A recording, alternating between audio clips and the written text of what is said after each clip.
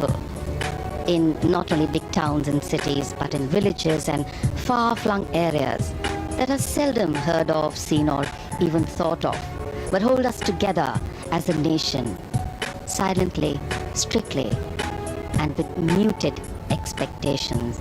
There are countless stories there of humble beginnings and humble ends, but all teaching us that value of endurance, tolerance, toil, and pragmatism. And one such story today, one with humble beginnings as a village headman's daughter and granddaughter, moving on to head the largest democracy in the world as its constitutional head.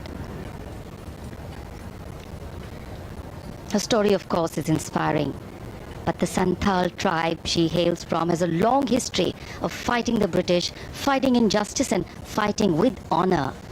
Patriotism runs in their blood, and they epitomize the line, if you believe in something, then fight for it. Simple things make strong statements. Santhal आदिवासी, संथाल जिन्हें कहा जाता है शांत व्यक्ति, ऐसे हैं ये संथाल आदिवासी, और उसी समुदाय से हैं हमारे देश की नवनिर्वाचित राष्ट्रपति श्रीमती द्रौपदी मुर्मू। ये विशाल और भव्य राष्ट्रपति भवन, उसके सामने रायसीना पहाड़ी से नीचे की ओर Vijay Chowk, north block, south block, वास्तुकला का एक शानदार नमूना। विजय चौक से भव्य राष्ट्रपति भवन, जिसके एक ओर नॉर्थ ब्लॉक और दूसरी तरफ साउथ ब्लॉक। और ये दृश्य ख़ास मौक़ों पर हम सब देखते हैं। आज ऐसा ही विशेष अवसर है और यहाँ निवर्तमान राष्ट्रपति के साथ नवनिर्वाचित राष्ट्रपति श्रीमती द्रौपदी मुर्मू अब कुछ ही समय में यहाँ से राष्ट्रपति भवन के प्रांगण की ओर अग्रसर हैं। वहाँ से वो प्रस्थान करेंगी माननीय राष्ट्रपति जी की साथ संसद के केंद्रीय कक्ष की ओर। Specially placed cameras giving you an inside view of the galleries of Rashtrapati Bhavan. Interesting to know that there are 2.5 kilometers of corridors in Rashtrapati Bhavan.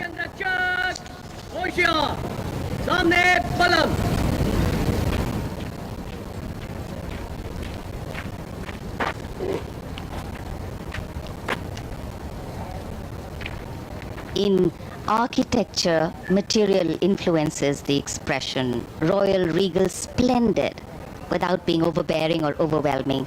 The sandstone pink and cream combination used gives a feeling of space and dimension, new meaning, beautifully synced together, keeping Delhi's climate in mind.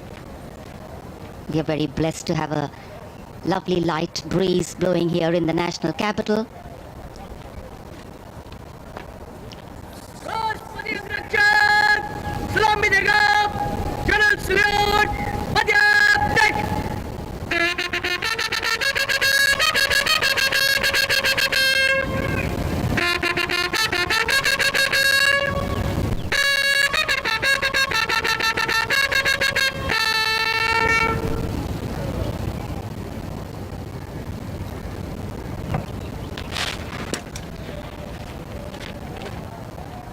प्रांगण में समारोहिक और औपचारिक गतिविधियां जारी हैं।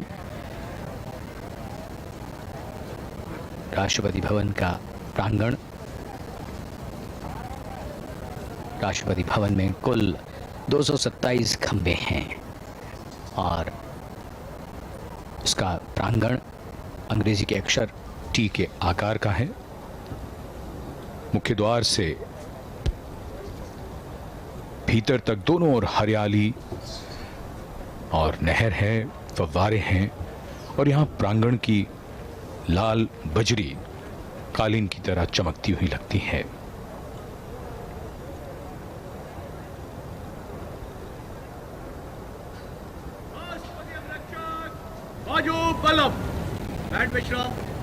प्रांगण के ठीक सामने जो गुंबद है वही दरबार हॉल का गुंबद। जो दूर से ही राष्ट्रपति भवन की पहचान बलुआ पत्थर के बने खंभों के ऊपर चारों कोनों पर घंटियों को उकेरा गया है और भव्य और शानदार इमारत राष्ट्रपति भवन, देश के प्रथम नागरिक का आधिकारिक निवास। The work of democracy is hard, the progress of democracy is uneven, and the only path of democracy is through inclusion. Today we walk the talk of inclusion, diversity, and possibilities. As Srimati Draupadi Murmu will take oath as India's 15th President.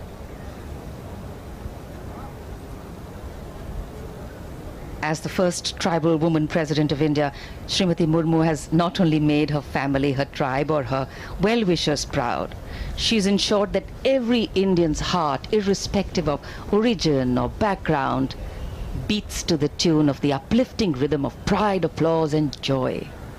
We belong to a country that breaks stereotypes, that raises eyebrows in surprise, and that believes in raising the bar for innovating, adapting, and coping. बहुत सी बातें जो लोगों को आश्चर्य में डाल सकती हैं, लोगों को अविश्वसनीय लगे, भारतीय लोकतंत्र ऐसा करता रहता है, और जिसमें ताज़ा उदाहरण हमारे देश की नवनिर्वाचित राष्ट्रपति का है, साधारण पृष्ठभूमि से आने वाली, और उसके बाद देश के सर्वोच्च संवैधानिक पद पर पहुंचकर उन्होंने करोड़ों करोड़ों मन को प्रेरित किया है, और भविष्य में ये संदेश भी दिया है उन्होंने कि संघर्षों से जूझना है, लड़ना है और आगे बढ़ना है। The President's bodyguard here, their commandant, Colonel Anup Tiwari, the second in command, Lieutenant Colonel Ramakant Yadav. राष्ट्रपति अंगरक्षकों की रेजिमेंट भारतीय सेना की सबसे पुरानी रेजिमेंट है, और इस रेजिमेंट की स्थापना सन 1773 में वॉरेन हेस्टिंग्स ने की थी। सबसे पहले इसे द गार्ड ऑफ मुगल्स कहा गया था, लेकिन बाद में इसे अनेक नाम दिए गए। इस रेजिमेंट का गठन एक विशिष्ट घुड़सवार यूनिट के रूप में हुआ। स्वतंत्रता के बाद कई बार राष्ट्रपति अंगरक्षक ने अनेक युद्ध में अपने युद्ध कौशल का परिचय दिया। राष्ट्रपति अंगरक्षक के सैनिक समारोहिक औपचारिकताओं में दक्ष हैं, वे प्रशिक्षित घुड़सवार और कुशल टैंक चालक भी हैं। The President's bodyguard on magnificent dark bay and bay-colored mounts. And in fact, the guards are riding steeds that are the tallest held by any mounted unit in the country, at a minimum of 15.5 hands. And these magnificent horses are very well looked after by the 44 Military Veterinary Hospital. A unique, distinct regiment. The personnel are handpicked, all of them at least 6 feet tall. And of course, besides performing ceremonial duties for the President, the officers and men of the bodyguards are trained horsemen, paratroopers and tanksmen. Chushul in 1962, in the Western Theatre in 1965, and in Operation Pavan in Sri Lanka in 1988. They've all seen action there.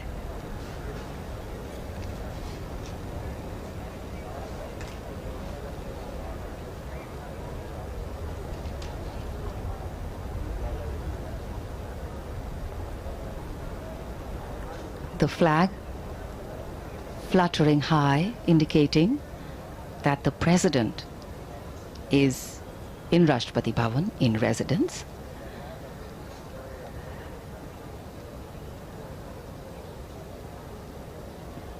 Equality, freedom, justice, pluralism, tolerance, respect, participation.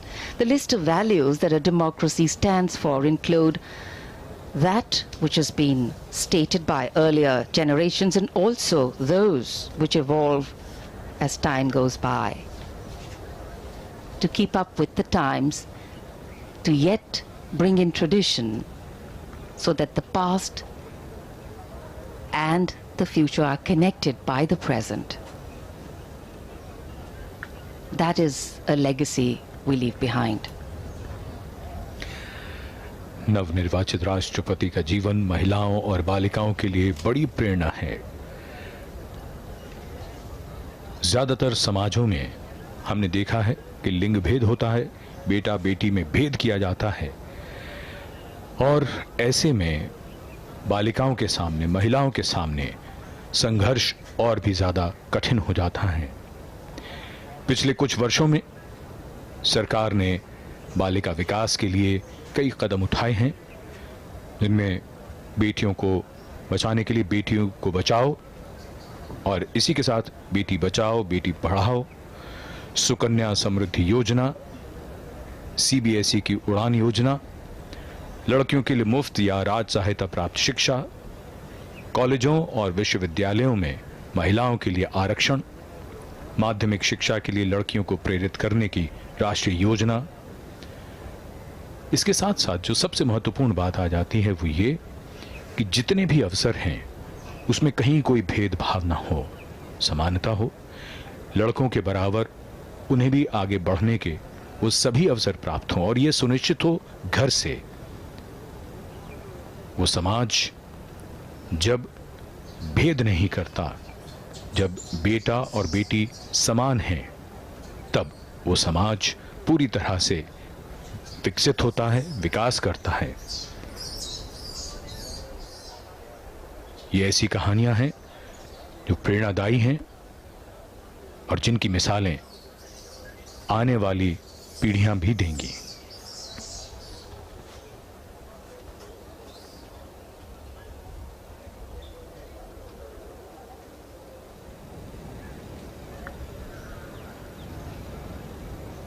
In a short while from now, we shall see the arrival here at the forecourt of the President, Shri Ramnath Kovind, and the President-elect, Srimati Draupadi Murmu.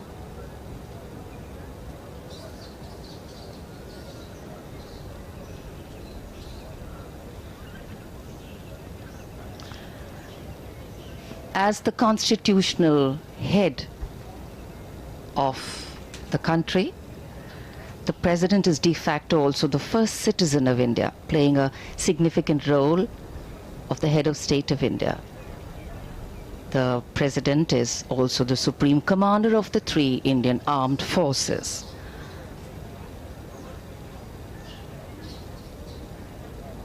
It is laid down in our constitution that the President has the responsibility and the authority to accord with, to defend and protect the Constitution and its rule of law. The Constitution, which is the basis of our democracy. The Constitution, which shows us the way whenever we tend to get lost. The Constitution, which ensures the values of dignity for all, equality, equity, brotherhood, fraternity, and justice.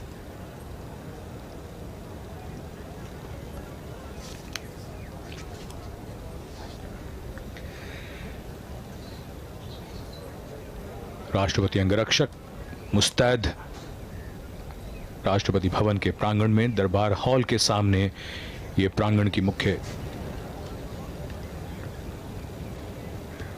सीढ़ियां, और अब से कुछ देर में नवनिर्वाचित राष्ट्रपति और निवर्तमान राष्ट्रपति दोनों यहां पधारेंगे। उसके बाद उन्हें राष्ट्रीय सैल्यूट दिया जाएगा और फिर वो प्रस्थान करेंगे संसद भवन के केंद्रीय कक्ष की ओर। ये दृश्य राष्ट्रपति भवन की ओर से, और यहां दरबार हॉल में निवर्तमान राष्ट्रपति और नवनिर्वाचित राष्ट्रपति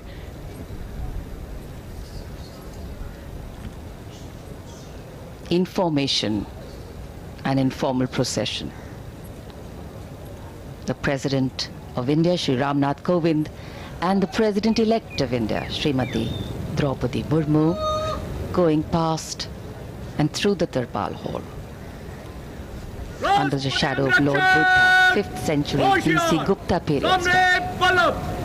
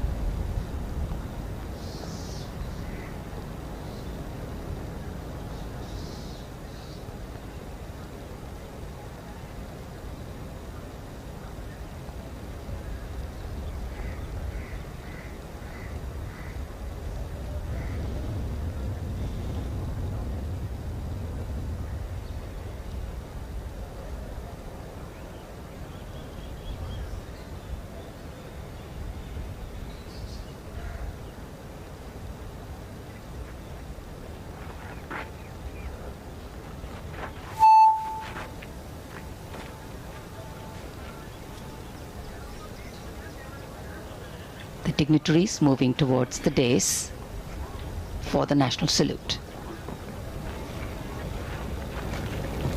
राष्ट्रपति अंगरक्षक सलामी देगा राष्ट्र salute पद्याप्तक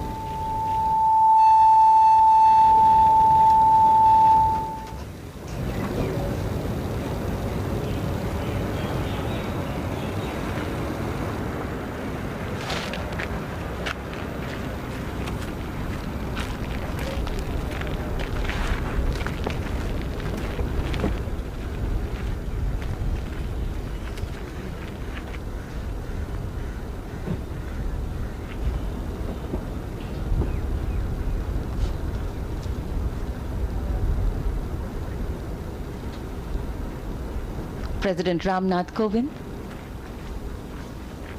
sitting in his vehicle, and accompanying him the President-elect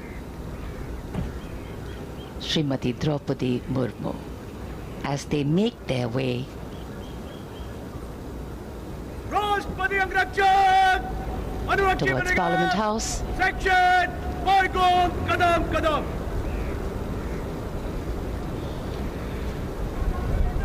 Rashtrapati Bhavan से नवनिर्वाचित राष्ट्रपति श्रीमती द्रौपदी मुर्मू और निवर्तमान राष्ट्रपति श्री रामनाथ कोविंद प्रस्थान कर रहे हैं संसद भवन के केंद्रीय कक्ष की ओर। उनके साथ राष्ट्रपति अंगरक्षक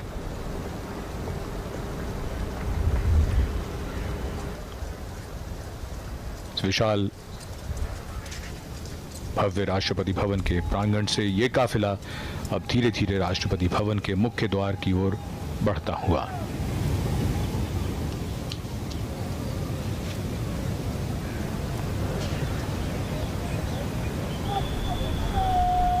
भारत के लोकतंत्र का एक महत्वपूर्ण दिन, खास मौका। देश की 15वीं राष्ट्रपति अब से कुछ ही देर में शपथ लेंगी।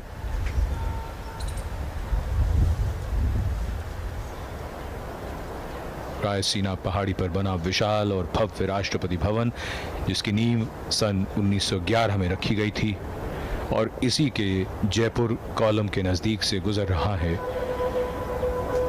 ये काफिला जो अग्रसर है संसद भवन की ओर। The President's limousine is escorted by the President's bodyguard proceeding to gate number 5 of Parliament House. In fact, the 6 Sikh will turn out guard at the southern side of the Jaipur column for departure. Commanding Officer Colonel S.K. Mohanty.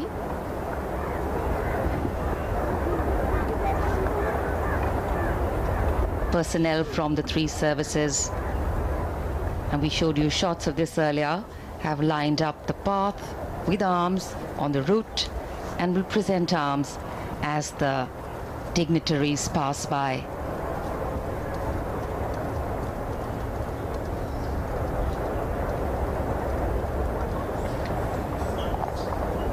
Rashtrapati Bhavan की भव्यता, प्रांगण दोनों ओर नहर और फव्वारे और काफिला धीरे धीरे मुख्य द्वार की ओर बढ़ता हुआ।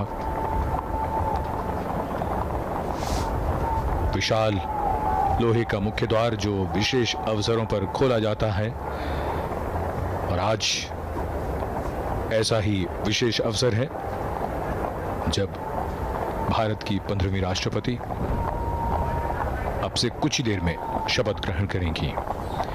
निवर्तमान राष्ट्रपति श्री रामनाथ कोविंद का कार्यकाल पूरा हो रहा है।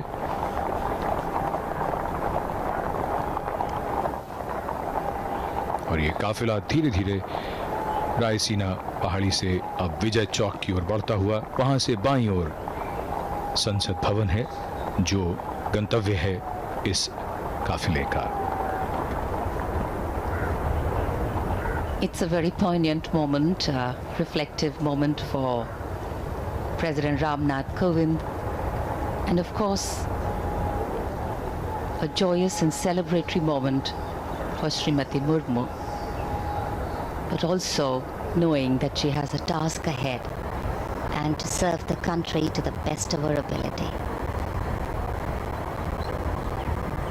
The guard and personnel from the 3 services lining the path with the fundamental responsibility of maintaining the integrity of the Constitution of India. The President of the largest democracy in the world is vested with specific legislative and judicial and financial powers, among many others, to ensure that the sanctity of the Constitution is upheld. And Indian democracy is the result of the great gift our founding fathers gave us.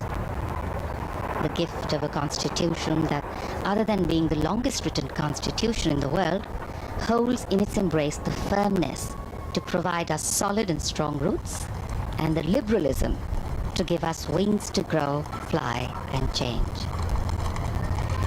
And as we await the swearing-in ceremony of India's 15th president to take place, Srimati Draupadi Murmu will soon hold with her the sacred responsibility of maintaining the integrity of this constitution as the new president of India. ये काफिला रायसीना पहाड़ी से विजय चौक की ओर बढ़ता हुआ और दोनों ओर तीनों सेनाओं के पर्सनल पूरे मार्ग में। बहुत ही खास अवसर, देश के राष्ट्रपति संवैधानिक प्रमुख होते हैं, तीनों सेनाओं के सर्वोच्च कमांडर होते हैं और देश के प्रथम नागरिक होते हैं। बहुत ही खास अवसर जब एक राष्ट्रपति का कार्यकाल पूरा हो रहा है और नई राष्ट्रपति इस पद की जिम्मेदारी अब से कुछ ही देर में ग्रहण करेंगी।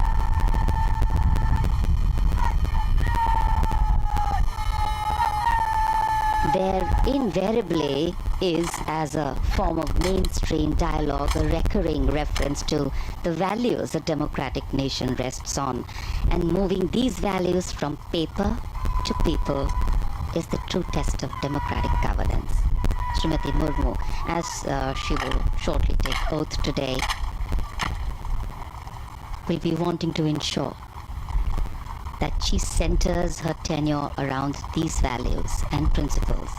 The values and principles that she has always held dear, in sync with the form of governance she sits atop as its constitutional head.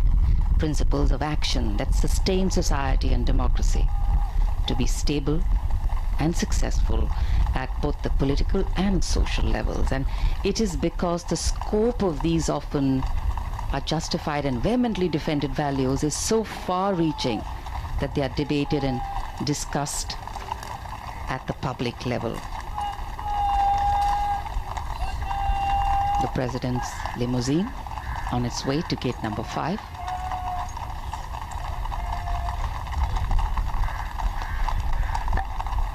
जन कल्याण की यात्रा सतत निरंतर चलती रहती है। भारतीय लोकतंत्र के लिए एक बेहद शानदार दिन, जहां सर्वोच्च संवैधानिक पदों पर किस तरीके से हस्तांतरण होता है, ये इसके हम सब गवाह बन रहे हैं, साक्षी बन रहे हैं। और ये हमारे लोकतंत्र की, हमारी लोकतांत्रिक विरासत की ये खूबसूरत तस्वीर।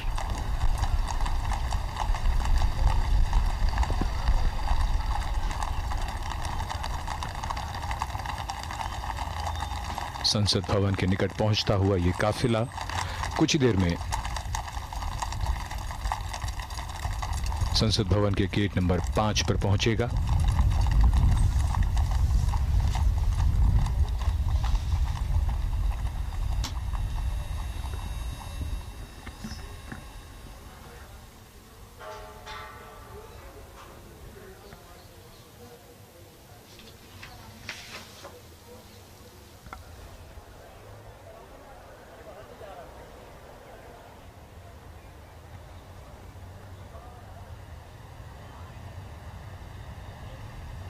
The carcade making its entry to Parliament House.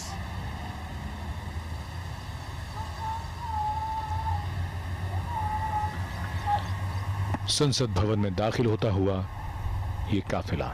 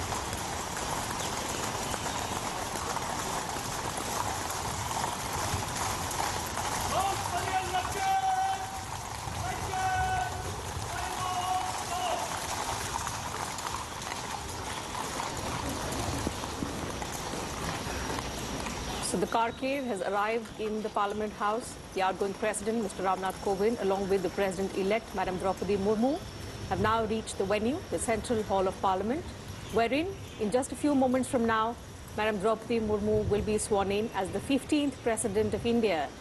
Only the second woman President of the country, the first tribal President, also the youngest President India has ever had.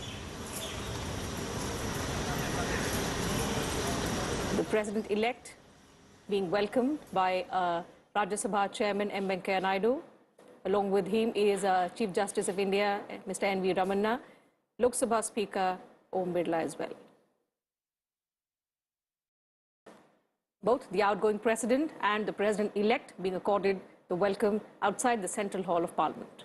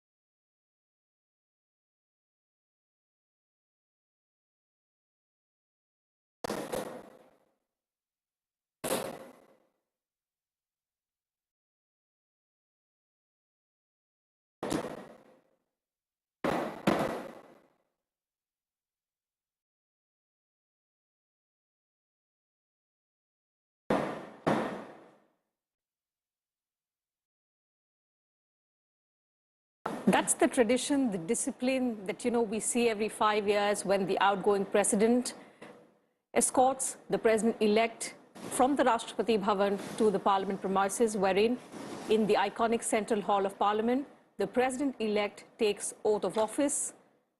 Madam Draupadi Murmu will, in a short while from now, take oath as the 15th President of India in the presence of Rajya Sabha Chairman M. Venkaiah Naidu, Lok Sabha Speaker Om Birla, Prime Minister Narendra Modi, members of the Union Cabinet, also the Chief Ministers of various states, state governors as well, and a host of other dignitaries in attendance inside the Central Hall of Parliament.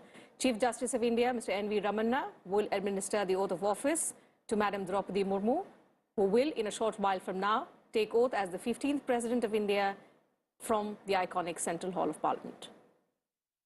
बिल्कुल अपने आप में ये ऐतिहासिक तस्वीरें कुछ ही पलों में नवनिर्वाचित राष्ट्रपति द्रौपदी मुर्मू देश के सर्वोच्च संवैधानिक पद की शपथ लेंगी। आज़ादी के बाद जन्म लेने वाली वो पहली राष्ट्रपति होंगी, साथ ही दूसरी महिला राष्ट्रपति और जनजातीय समुदाय से राष्ट्रपति पद तक का सफर तय करने वाली पहली महिला।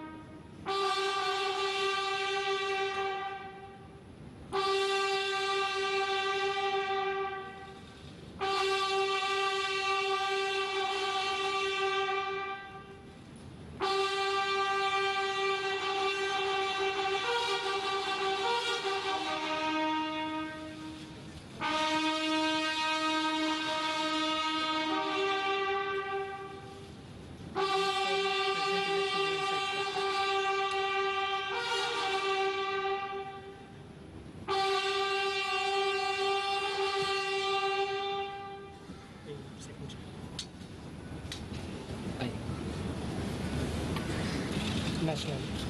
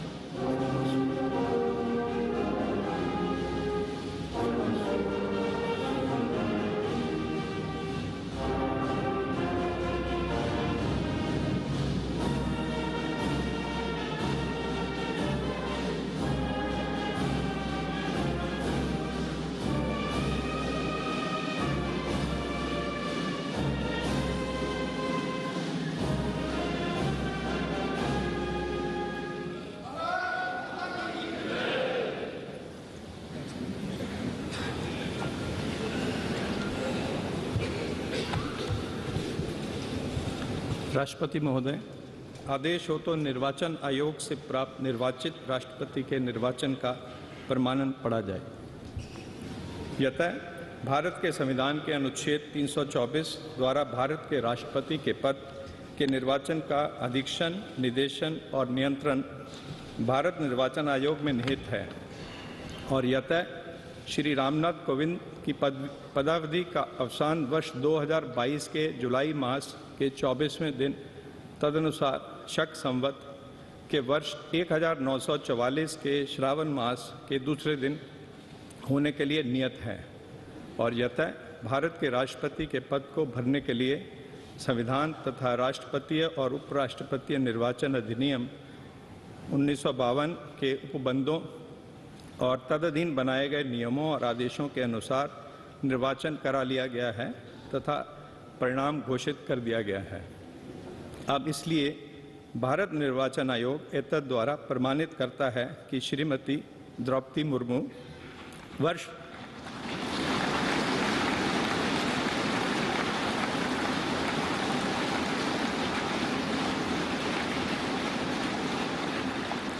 वर्ष 2022 के जुलाई मास के 21वें दिन तदनुसार शक संवत के वर्ष 1944 के आषाढ़ मास के 30वें दिन भारत के राष्ट्रपति पद के लिए सम्यक रूप से निर्वाचित हो गई हैं।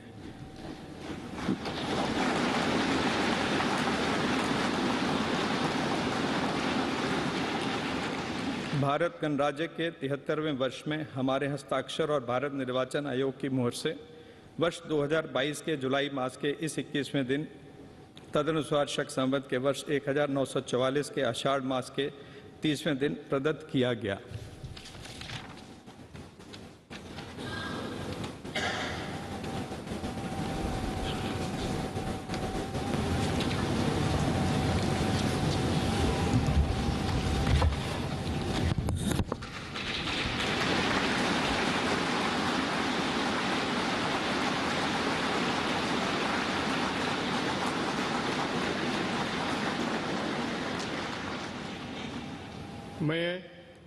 मैं द्रौपदी मुर्मू ईश्वर की शपथ लेता हूँ कि मैं श्रद्धापूर्वक भारत के राष्ट्रपति के पद का कार्यपालन करूंगी तथा अपनी पूरी योग्यता से संविधान और विधि का परिरक्षण, संरक्षण और प्रतिरक्षण करूंगी और मैं भारत की जनता की सेवा और कल्याण में निरत रहूंगी।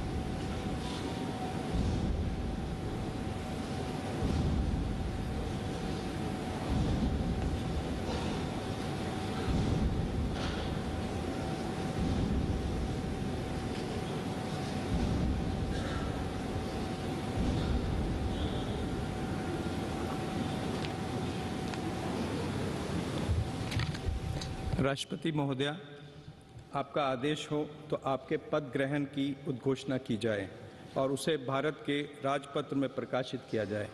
इसकी सूचना प्रमुख सेना केंद्रों तथा विदेश स्थित सभी भारतीय मिशनों, राज्य सरकारों तथा संघ शासित प्रदेशों क्षेत्रों के प्रशासकों को भेजी जाए। भारत सरकार के सभी मंत्रालयों और विभागों को भी सूचना तथा आवश्यक आदेश जारी करने हेतु भेजा जाए।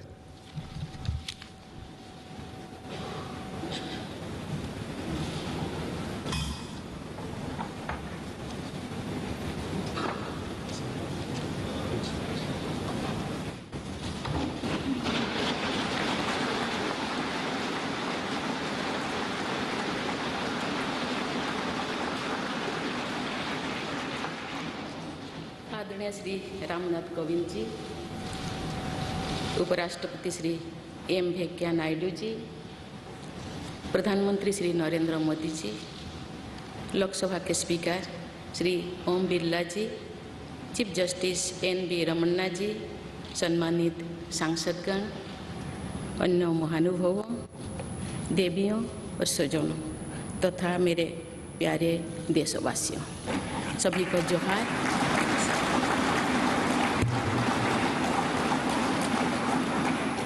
भारत के सर्वोच्च संवैधानिक पद पर निर्वाचित करने के लिए मैं सभी सांसदों और सभी विधानसभा सदस्यों का हार्दिक आभार व्यक्त करती हूँ।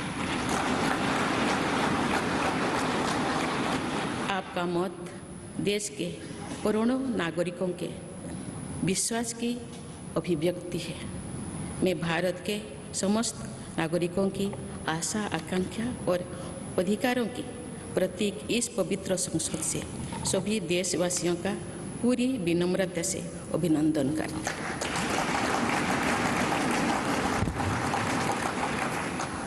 आपकी आत्मीयता, आपका विश्वास और आपका सहयोग मेरे लिए इस नए दायित्व का निभाने में मेरी बहुत बड़ी ताकत रहेगी।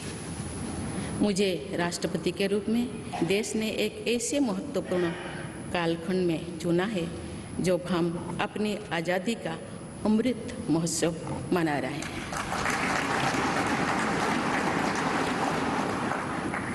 आज से कुछ दिन बाद ही देश अपनी स्वाधीनता के 75 वर्ष पूरी करेगा। ये भी एक संयोग है कि जब देश अपनी आज़ादी के 50वें वर्ष का पर्व मना रहा था, तभी मेरे राजनीतिक जीवन की शुरुआत हुई थी। और आज आज़ादी के 75वें वर्ष में मुझे ये नया दायित्व मिला है। ऐसे ऐतिहासिक समय में जब भारत अगले 25 वर्षों के विजन को हासिल करने के लिए पूरी ऊर्जा से जुटा हुआ है, मुझे ये जिम्मेदारी मिलना मेरा बहुत बड़ा सौभाग्य है। मैं देश की ऐसी पहली राष्ट्रपति भी हूँ जिसका जन्म आज़ाद भारत में हुआ है। हमारे स्वाधीनता सेनानियों ने आज़ाद हिंदुस्तान के हम नागरिकों से जो अपेक्षाएं की थी, उनकी पूर्ति के लिए इस अमृत काल में हमें तेज गति से काम करना होगा। इन 25 वर्षों में अमृतकाल की सिद्धि का रास्ता 2 पटरियों पर आगे बढ़ेगा, सबका प्रयास और सबका कर्तव्य। भारत के उज्जवल भविष्य की नई विकास यात्रा हमें सबके प्रयास से करनी है, कर्तव्य पथ पर चलते हुए करनी ही है। काल यानी 26 जुलाई को कारगिल विजय दिवस भी है। ये दिन भारत की सेनाओं के शौर्य और संयम दोनों का ही प्रतीक है। मैं आज देश की सेनाओं को तथा देश के समस्त नागरिकों को कारगिल विजय दिवस की अग्रिम शुभकामनाएं देती हूँ। देवियों और स्वजनों, मैंने अपनी जीवन यात्रा पूर्वी भारत में ओडिशा के एक छोटे से आदिवासी गांव से शुरू की थी। मैं जिस पृष्ठभूमि से आती हूँ, वहाँ मेरे लिए प्रारंभिक शिक्षा प्राप्त करना भी एक सपने जैसा ही था। लेकिन अनेक बाधाओं के बावजूद मेरा संकल्प दृढ़ रहा और मैं कॉलेज जाने वाली अपने गांव की पहली बेटी थी।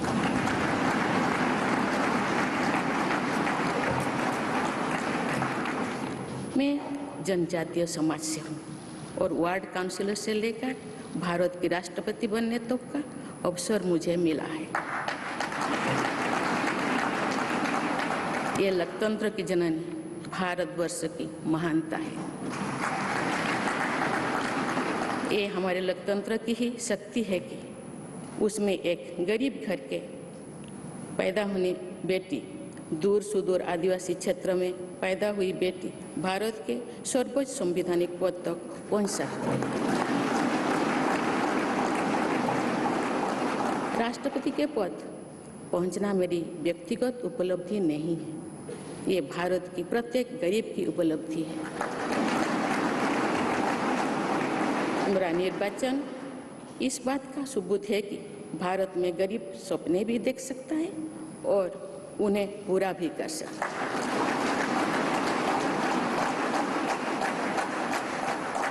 और ये मेरे लिए बहुत संतोष की बात है कि जो सदियों से वंचित रहे, जो जीवन विकास के लाभ से दूर रहे, वे गरीब, दलित, पिछड़े तथा आदिवासी मुझे ये अपना प्रतिबिंब देख सकते हैं। मेरे इस निर्वाचन में देश के गरीब व का आशीर्वाद शामिल है। देश की करोड़ों महिलाओं और बेटियों के सपनों और सामर्थ्य की झलक है। मेरे इस निर्वाचन में पुराने लीग से हटकर नए रास्ते पर चलने वाले भारत के आज के युवाओं का साहस भी शामिल है। ऐसे प्रगतिशील भारत का नेतृत्व करते हुए आज मैं खुद को गौरवान्वित महसूस कर रही हूँ। मैं आज समस्त देशवासियों को, विशेषकर भारत के युवाओं को तथा भारत की महिलाओं को ये विश्वास दिलाती हूँ कि इस पद पर कार्य करते हुए मेरे लिए उनके हित सर्वोपरि होंगे। देवियों और स्वजनों, मेरे सामने भारत के राष्ट्रपति पद की ऐसी महान विरासत है जिसने विश्व में भारतीय लोकतंत्र की प्रतिष्ठा का निरंतर मजबूत किया है। देश के प्रथम राष्ट्रपति डॉक्टर राजेंद्र प्रसाद से लेकर श्री रामनाथ कोविंद जी तक अनेक विभूतियों ने इस पद को सुशोभित किया है। इस पद के साथ साथ देश ने इस महान परंपरा के प्रतिनिधित्व का दायित्व भी मुझे सौंपा है।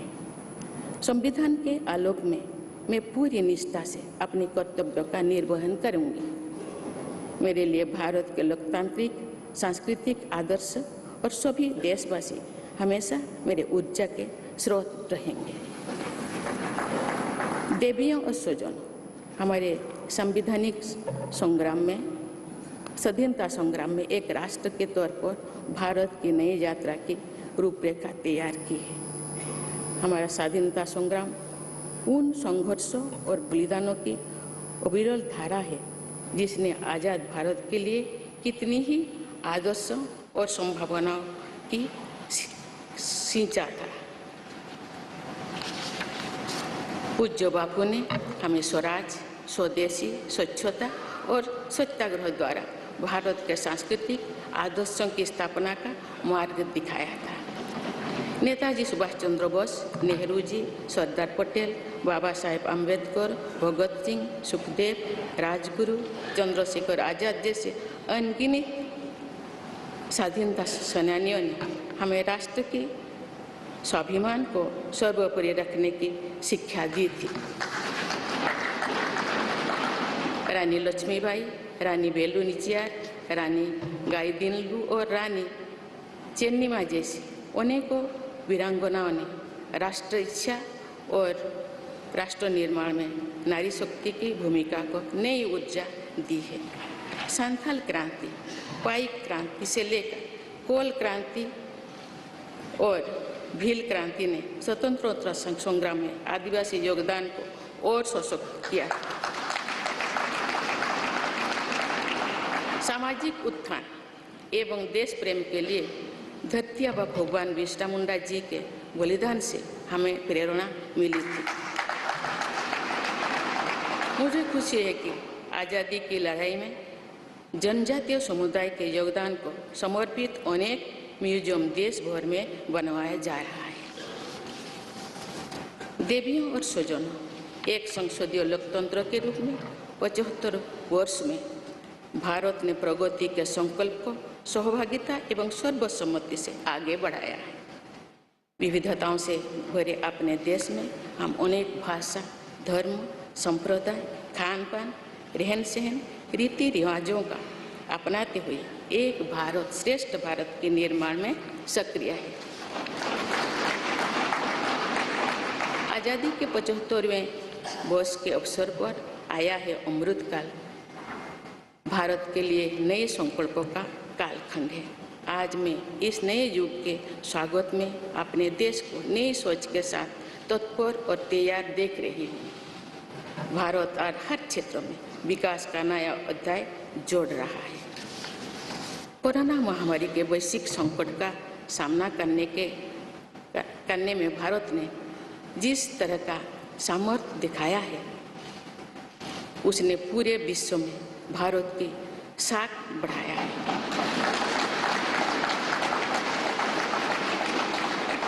हम हिंदुस्तानियों ने अपने प्रयासों से न सिर्फ इस वैश्विक चुनौती का सामना किया, बल्कि दुनिया के सामने नए मापदंड भी स्थापित किए।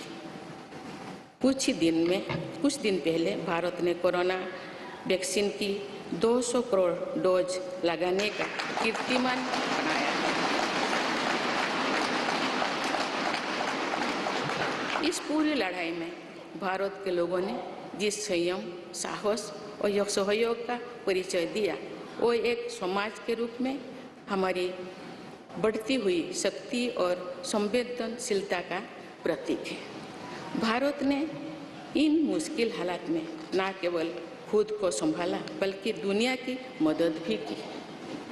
कोरोना महामारी से बने माहौल में आज दुनिया भारत को नए विश्वास से देख रही है। दुनिया की आर्थिक स्थिरता के लिए, सप्लाई चेन की सुगमता के लिए और वैश्विक शांति के लिए दुनिया को भारत से बहुत उम्मीदें हैं।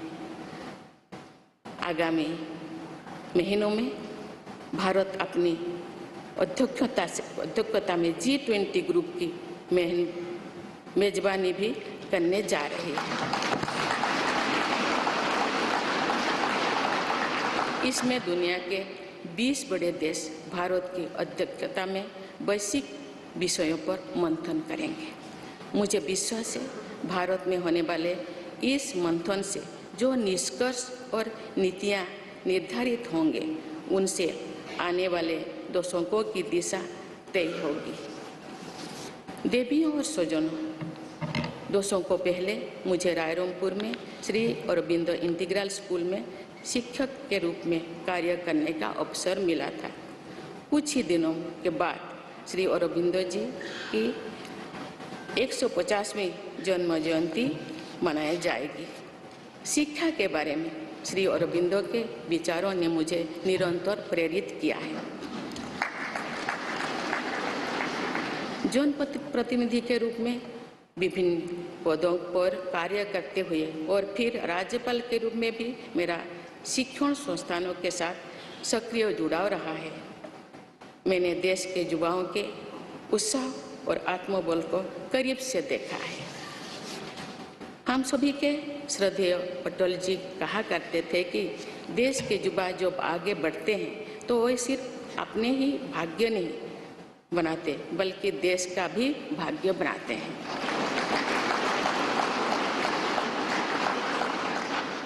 आज हम इसे सोच होते देख रहे हैं।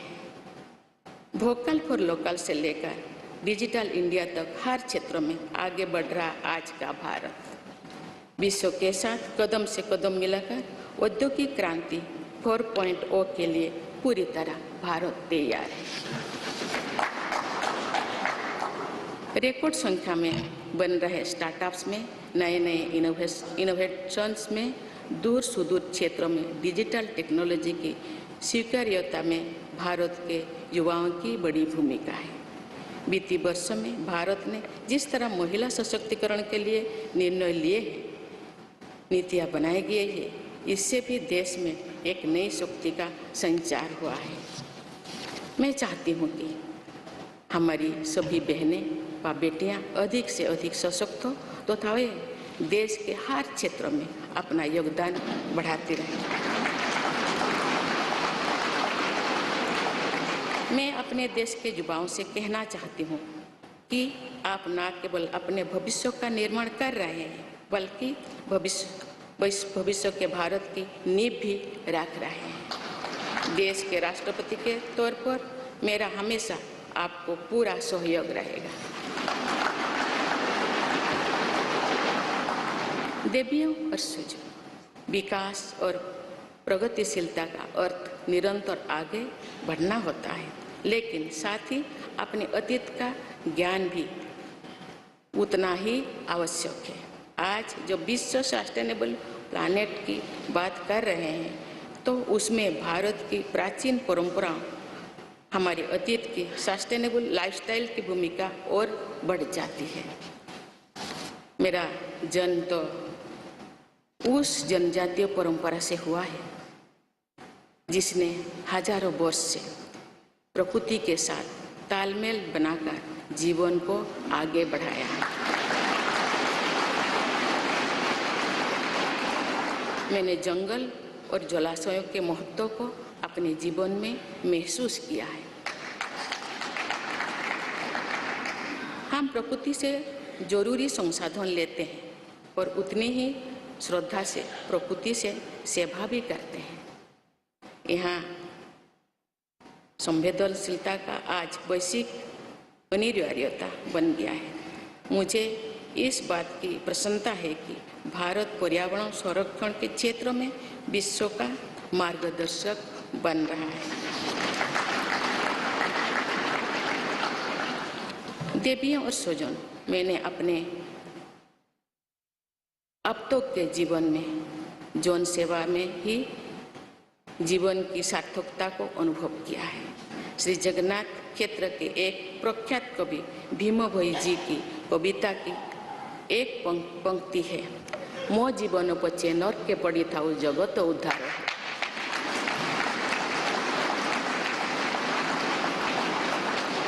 अर्थात अपने जीवन के हित और हित से बड़ा जगत कल्याण के लिए कार्य करना होता है। जगत कल्याण की इसी भावना के साथ मैं आप सब के विश्वास पर खरा उतरने के लिए पूरी निष्ठा व लगन से काम करने के लिए सदैव तत्पर रहूँगी। आइए हम सभी एकजुट होकर समर्पित भाव से कर्तव्य पथ पर आगे बढ़े तथा वैभवशाली व आत्मनिर्भर भारत का निर्माण करें। धन्यवाद। जय हिंद, जय।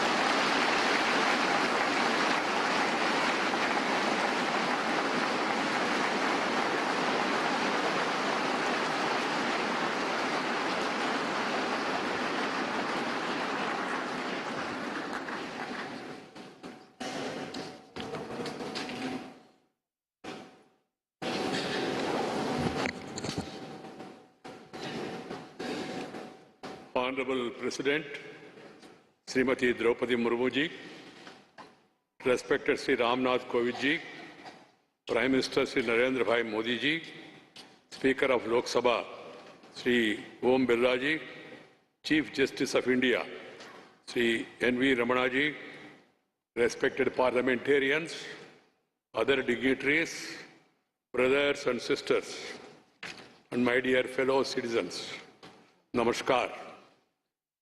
Madam President, you have just addressed the members of the Parliament. I wish to read a few paragraphs from the English version of the address, and the rest of Rest may be considered as read in view of the time constraint. I express my heartfelt gratitude to all members of Parliament and legislative assemblies for electing me to the highest constitutional post of India. Brothers and sisters, we have to work at a fast pace in this Amrit Kal to fulfill the expectations of our freedom fighters from the citizens of independent India.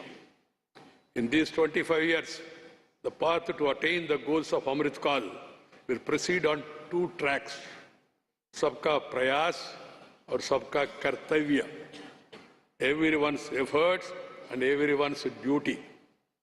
The new development journey towards the bright future of India has to be undertaken by our collective efforts following the path of duty. We will be observing Kargil Vijay Divas tomorrow, July 26th. This day is a symbol of both the bravery and the restraint of the Indian armed forces. Today, I extend my best wishes in advance to the armed forces of the country and to all the citizens of India. Brothers and sisters, growth and progress mean continuously marching ahead. But equally important is awareness about one's past. Today, when the world is talking about sustainable planet, the role of India's ancient traditions and sustainable lifestyle becomes more important. I was born in the tribal tradition which has lived in harmony with the nature for thousands of years. I have realized the importance of forests and water bodies in my life. We take necessary resources from nature and serve nature with equal reverence. This sensitivity has become a global imperative today. I am happy that India is guiding the world in the field of environmental protection. Brothers and sisters, in my life so far, I have realized the meaning of life only through public service. There is a line from the poem of Bhim Bhoi Ji, a famous poet of Sri Jagannath Kshetra. Mo jibana bacche, narke paditao, jagata uddar hev. That is, working for the welfare of the world is far greater than one's own interest. With the spirit of welfare of the world, it always be ready to work. All of us, with full devotion and dedication, to live up to the trust you all have reposed in me. Let us all unite and move forward on the path of duty with a dedicated spirit to build a glorious and self-reliant India. Thank you. Jai Hind.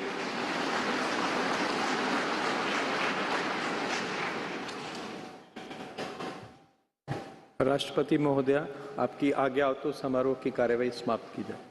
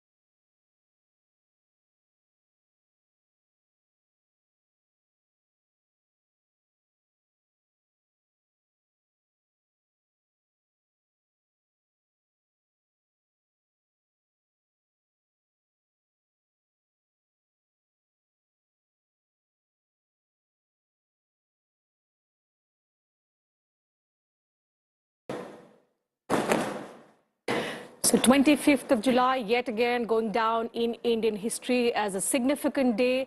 The 10th successive president to have been sworn in today. Madam Draupadi Murmu was sworn in as the 15th president of India a short while ago. The oath of office was administered to her by Chief Justice of India, N.V. Ramana. The ceremony has now concluded. In fact, after the oath-taking ceremony, which was followed by a 21-gun salute and the first address of the 15th president,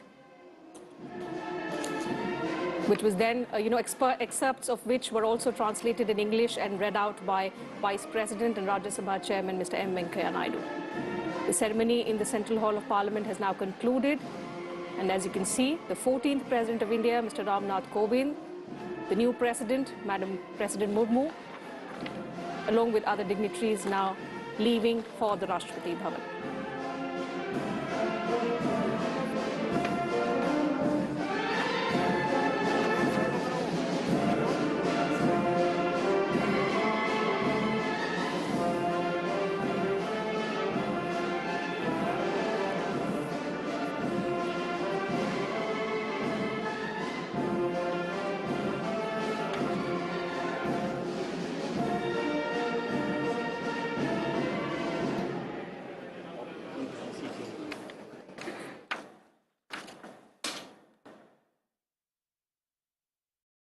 तमाम इतिहास जो आज इस शपथ ग्रहण समारोह के साथ हमने बनते देखे, आज़ादी के बाद जन्म लेने वाली पहली राष्ट्रपति देश को मिली है। साथ ही हम देख रहे हैं कि अब राष्ट्रपति द्रौपदी मुर्मू राष्ट्रपति भवन की ओर रवाना होंगी और राष्ट्रपति भवन के फोरकोर्ट में हैंडिंग ओवर सेरेमनी होगी और इसके बाद राष्ट्रपति भवन से रामनाथ कोविंद विदा होंगे।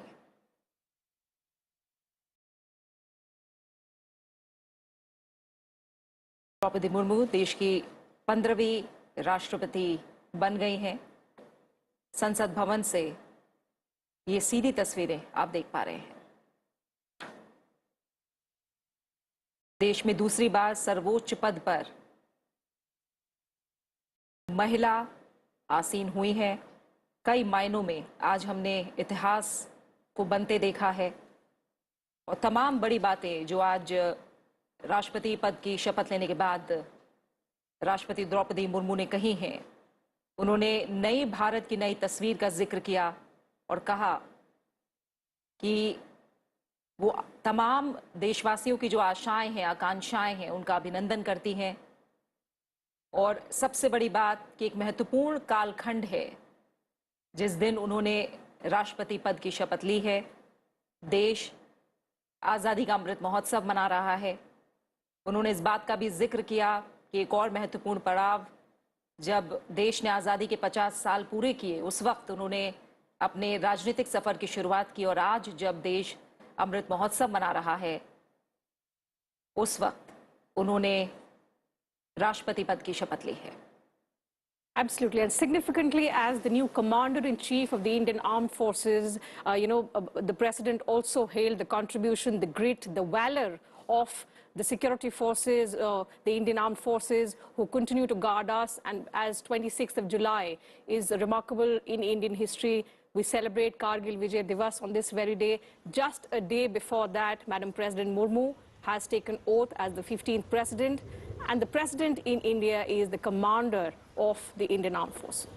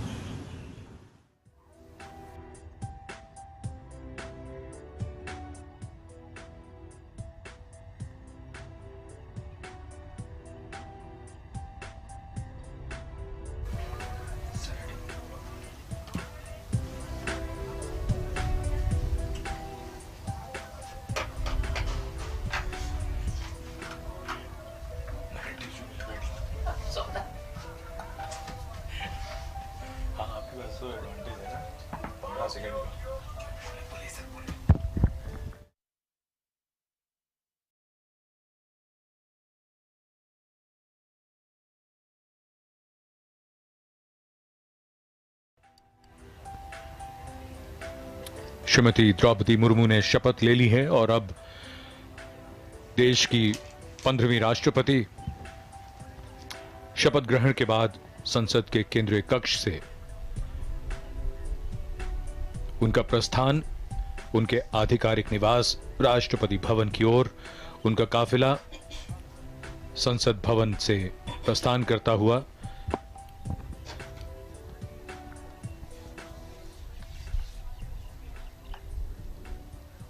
(25 जुलाई 2022 का दिन इतिहास में दर्ज होता हुआ देश के छठे राष्ट्रपति नीलम संजीव रेड्डी ने 25 जुलाई 1977 को शपथ ली थी। उसके बाद हर राष्ट्रपति ने अपना कार्यकाल पूरा किया है और 25 जुलाई को ही शपथ ली है।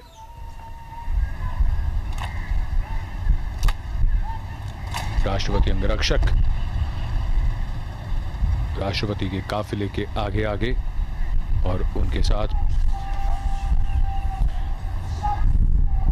नई राष्ट्रपति श्रीमती द्रौपदी मुर्मू अपने आधिकारिक निवास राष्ट्रपति भवन की ओर, ये काफिला विजय चौक से अब रायसीना पहाड़ी की ओर बढ़ता हुआ। Srimati Draupadi Murmu is now the 15th President of the Republic of India. She now sits as the constitutional head of the nation.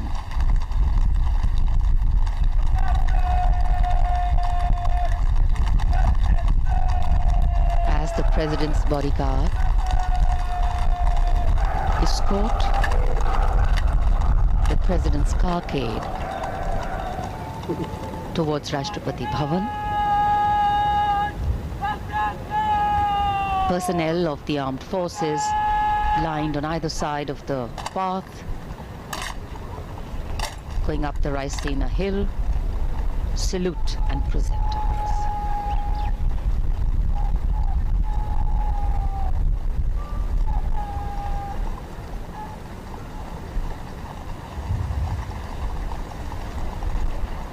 It's a special day for the nation, not only because of Srimati Murmu's selection and election as the President, a great message for democracy in itself, but also witnessing the graceful, smooth transition of power. The exchanging of positions as seated in the vehicle, the exchanging of positions as seated in the study, all indicative of how power transitions.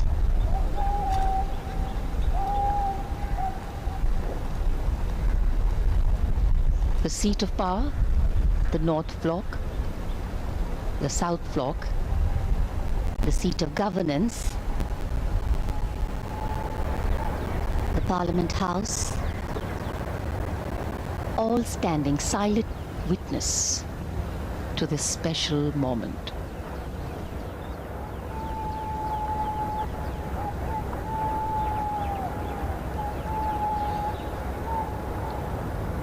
ये समारोह बेहद भव्य और परंपरा से भरा हुआ। इसमें ध्यान से देखें तो ये समझ में आएगा कि किस तरह शपथ ग्रहण से पहले और बाद में जो क्रम होता है पूर्व राष्ट्रपति का और वर्तमान राष्ट्रपति का, वो किस प्रकार से बदलता है। और यही हमारे इस प्रजातंत्र की विशेषता है, जहां हस्तांतरण सर्वोच्च संवैधानिक पद पर जिस प्रकार से होता है वो मिसाल है। और पारंपरिक भव्यता के साथ इन कर्तव्यों का निर्वाह किया जाता है।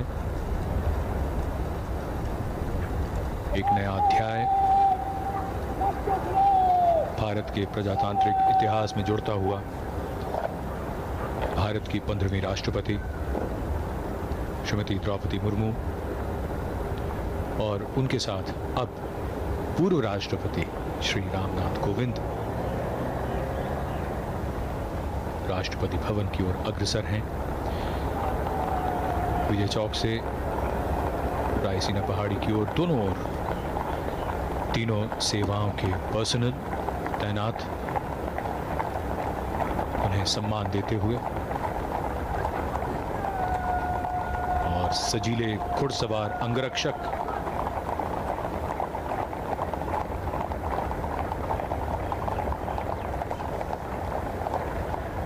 रायसीना पहाड़ी पर मुख्य द्वार जो भव्यता का प्रतीक, इस भव्य और आलीशान इमारत राष्ट्रपति भवन का, यहां से काफिला अब इसके मुख्य प्रांगण की ओर। We can see the imposing dome, the Jaipur column, and the pathway leading up to the forecourt of Rashtrapati Bhavan. With high positions comes a higher sense of responsibility. Power has as its companion, a constant companion, responsibility. The working on the advice of the elected government, the President of India, is the protector of the Constitution. Srimati Murmu, as our new President, will hold in her heart and her hands a responsibility to ensure that the last mile, the last person is connected, interconnected, and belongs to a nation called India, a nation that is progressing. The last person has an equal share in the growth, prosperity, and progress of the nation to actually make democracy truly meaningful. बिल्कुल, अपने कार्यकाल के दौरान ऐसे कई क्षण होते हैं, कई अवसर होते हैं जब राष्ट्रपति की भूमिका बड़ी महत्वपूर्ण हो जाती है और राष्ट्रपति श्रीमती द्रौपदी मुर्मू, जिन्हें सामाजिक जीवन का, जिनका अपना खुद का जीवन सादा और ज़मीन से उनका जुड़ाव, वो समझती हैं एक साधारण व्यक्ति के दर्द को भी, उसके संघर्ष को भी, उसकी आकांक्षाओं को भी, भविष्य के उनके निर्णयों के लिए उनका यह अनुभव बहुत ही सार्थक और बहुत ही प्रासंगिक होगा। देश के सर्वोच्च संवैधानिक पद पर देश के प्रत्येक व्यक्ति के हित के लिए निर्णय लेते हुए उनका अपना निजी अनुभव, जो उनका जीवन है, वो अनुकरणीय है।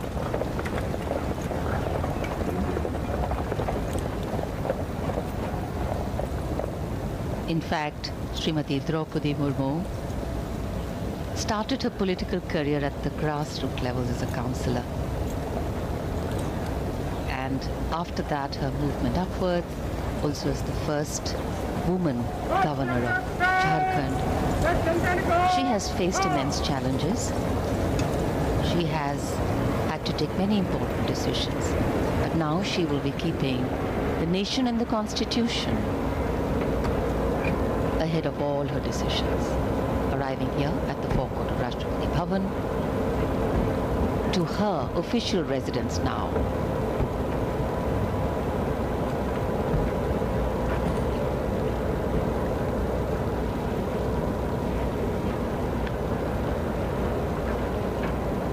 पूर्व राष्ट्रपति श्री रामनाथ कोविंद का आगमन राष्ट्रपति भवन के प्रांगण में।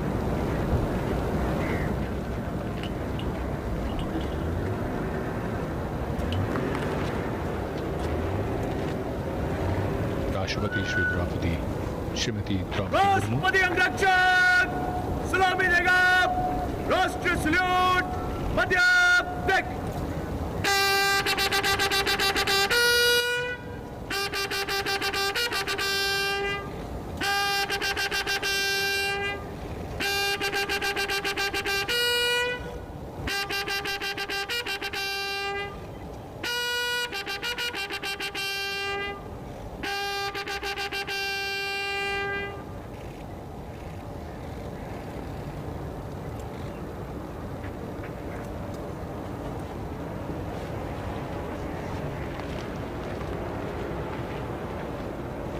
TVG Commandant Colonel Anup Tawari giving the command.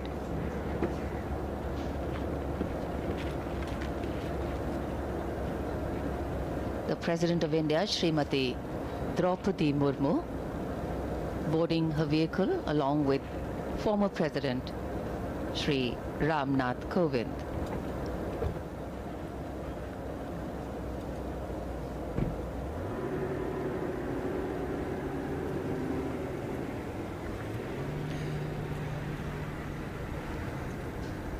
ये काफिला नॉर्थ कोर्ट की ओर बढ़ता हुआ, जहां से अब राष्ट्रपति और पूर्व राष्ट्रपति कमेटी रूम की तरफ जाएंगे।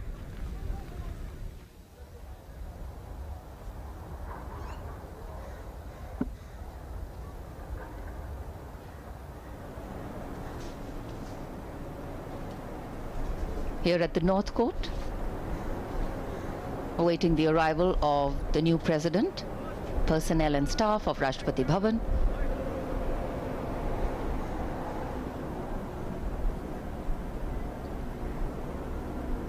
Greeting their new president.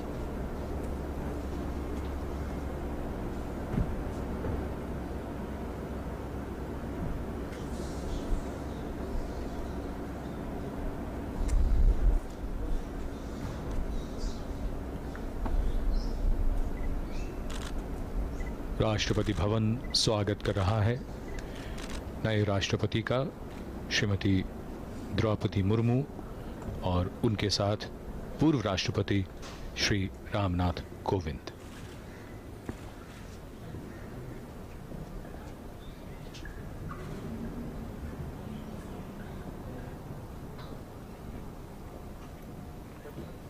The president moves towards the committee room and also her new office and her new residence. Rashtrapati Bhavan के इस भव्य गलियारे पर पूर्व राष्ट्रपतियों के चित्र, कावेरी जो कमेटी रूम है उस ओर प्रस्थान।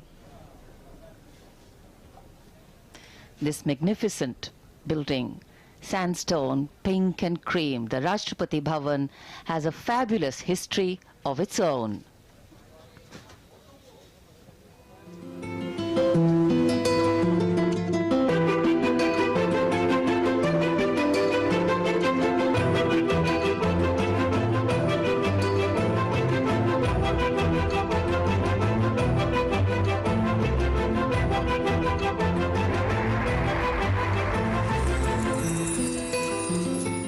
Welcome to Rashtrapati Bhavan, the office and home of the President of India.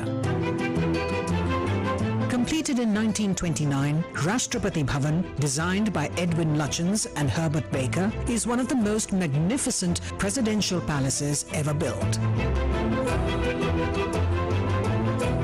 The erstwhile symbol of colonial power and imperial domination is today representative of Indian democracy, of its inclusiveness, plurality and secularism. This is not just the residence of the constitutional head of the world's largest democracy, but also in terms of area, the largest residence of a head of state anywhere in the world.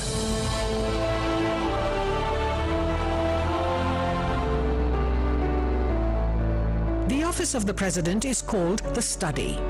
This is the formal meeting place for the President where he receives his guests and visitors. Murals by eminent artist Sukumar Bose inspired the look and color scheme of the Study. Gifts received by various presidents adorn the Study.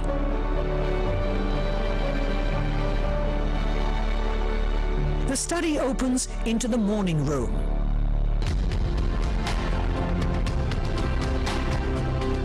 The President meets dignitaries here.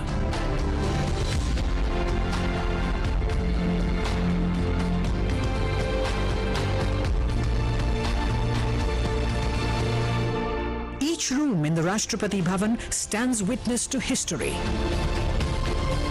To restore these to their former glory, the restoration team had to rearrange available resources in view of the heritage nature of the rooms. Work was undertaken in each room to revive its distinct character, just like the way they were originally meant to be. Fascinating works of art by reputed Indian and European artists were restored to add character to the walls.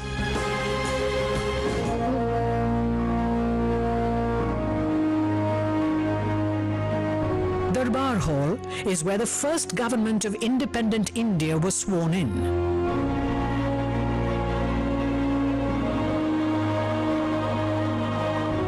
Lutyens designed new viceregal thrones for the Darbar Hall to replace those from Government House in Calcutta.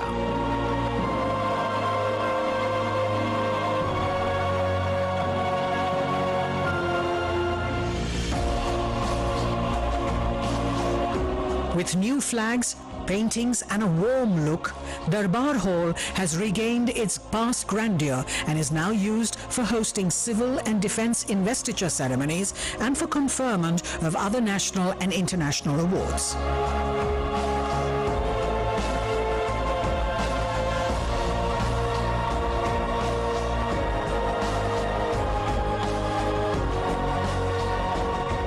Next to Darbar Hall is the library. It is also described as the daughter of Darbar Hall.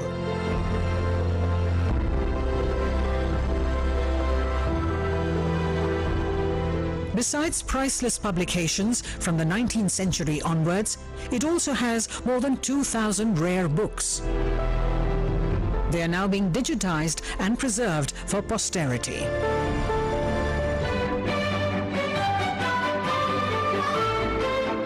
Ashoka Hall was originally built as a state ballroom.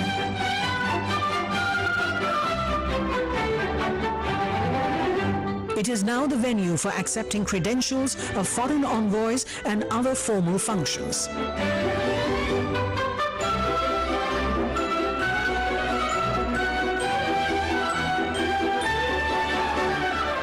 Embellishments on the ceilings,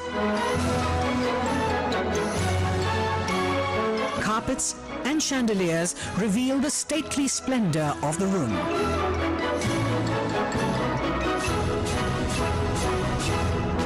The New Age President's Estate is gearing up to present itself as a prime tourist attraction with 3 distinct tourist circuits: the main building, gardens, and museums.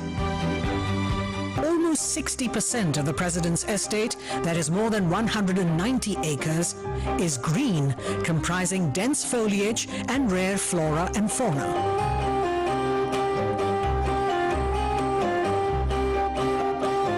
Besides the spiritual, herbal, cactus, and nakshatra gardens, it includes the sprawling Mughal gardens.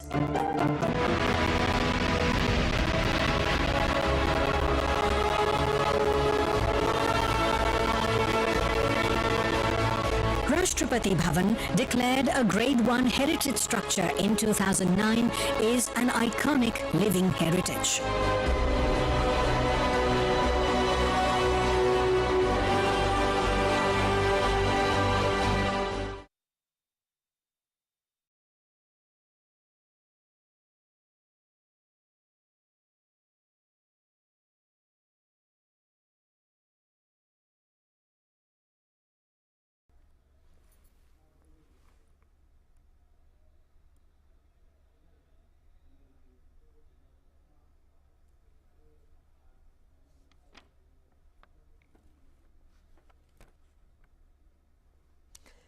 तू ना रुकेगा कभी, तू ना झुकेगा।